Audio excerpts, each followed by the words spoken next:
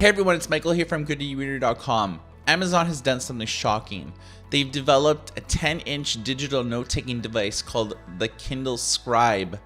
Now, if you're a regular reader of our website, you would know that we've reported on this as early as May of this year, that Amazon was developing an e-note at their Lab 126, and they had two different names that they were going to use for it, the Scribe or the Passage. I was more into the name of the Scribe because it tells you what it does in the name. It's a writing utensil, a writing tool.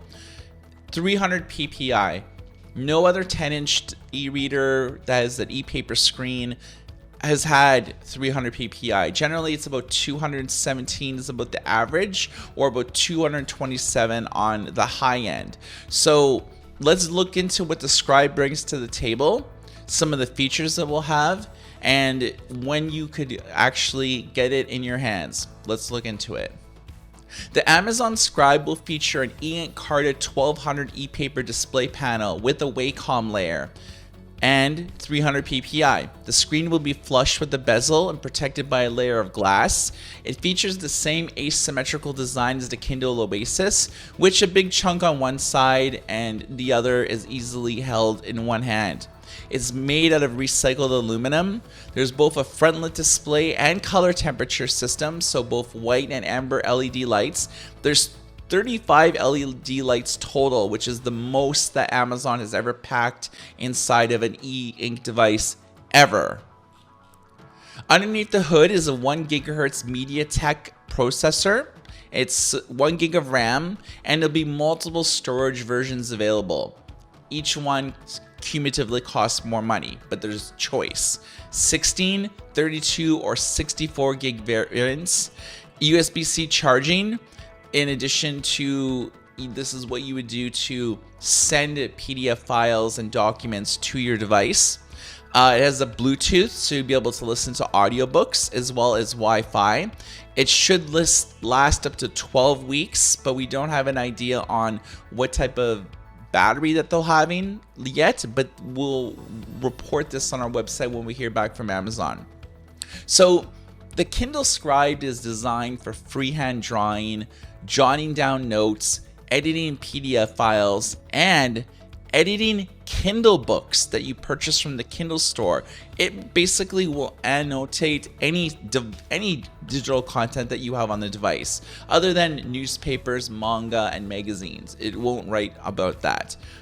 But their note-taking functionality is called Notebook. There's many templates that are available, such as blank, to-do lists. There's an all-new folder system to keep everything organized. Amazon is working on Kindle App Sync, which will be released in early 2023. Writing on the Scribe is done with a stylus. They don't require power or Bluetooth connectivity and use electromagnetic resonance technology. The stock stylus is a basic one. It can be used for light tasks. However, I would recommend the premium style. So this will have an eraser functionality and a programmable side button to do various tasks. It's like $30 more. So you're looking to spend maybe about like $45 just for like the more premium stylus. You'll be able to write directly on PDF files. You'll be able to import and create handwritten sticky notes in Microsoft Word docs and web articles with adjustable fonts, styles, and layout. You can also create handwritten sticky notes in text, PNG, any type of graphics file, as well, GIFs and things like that. EPUBs as well. Coming in early 2023, you'll be able to send documents to the Kindle Scribe directly through Microsoft Word. So if you have Microsoft Office or Microsoft 365, both for the Mac or PC, you'll be able to actually send documents right to your Kindle through there. That's very exciting. So why did Amazon decide to make a large screen e-note and e-reader? This is very uncharacteristic of them to do something like this. It'll be the first large screen device since the Kindle DX.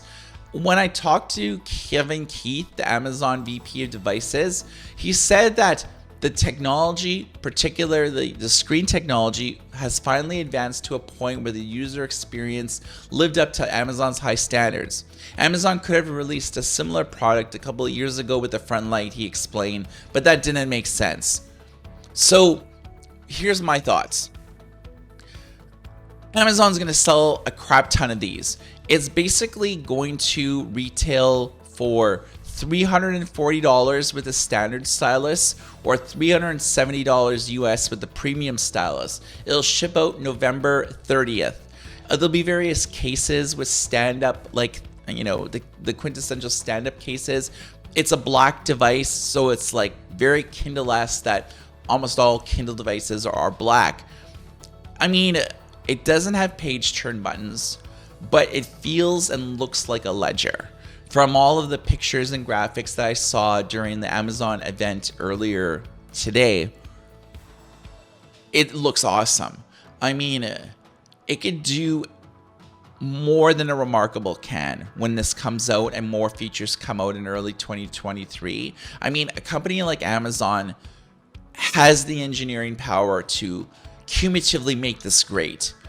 You know, Send a Kindle works right out of the gate, so you'll be able to use Send a Kindle to transfer all these documents right to it via the PC app, via the Kindle app for iOS or Android. You'll be able to utilize the power of the Kindle ecosystem to send documents to your Kindle, to edit and annotate PDFs and, you know, Kindle docs and stuff, but you'll actually be able to save those notes and export them to your computer so you can like look at them later or view them on the Kindle app. So there's a lot of synergy between the Kindle Scribe and the greater Kindle ecosystem.